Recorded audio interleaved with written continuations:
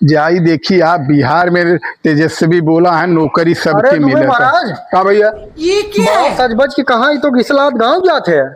गाँव ना जात है जात है बिहार। बिहार हाँ नौकरी का आए बे ना तेजस्वी निकाले हैं जौन बा है कि नौकरी सबके मिले यूपी और बिहार वालन के। तब न्यूजवा देखा जौन बा अपने मोबाइलिया में। अरे राजू ही बतावा पहले तो नौकरी मिले तो उठा लिया झोला चल दी है यूपी बिहार से सब छोड़ छाड़ के यहाँ आवत भाग के तो तू यहाँ से भाग के यूपी बिहार जाता है नौकरी करे।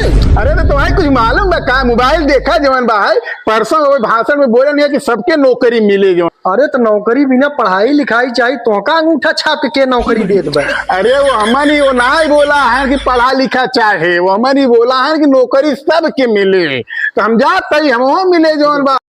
तू न्यूज तो देखते नहीं दिन भर मोबाइल लेके वे रील चलावत है जवन बा तो का जाने जवन बा तेजस्वी वो सीधा सीधा बोला है पढ़ा लिखा रहा है या न पढ़ा लिखा रहा है नौकरी सबके मिलेगा ना।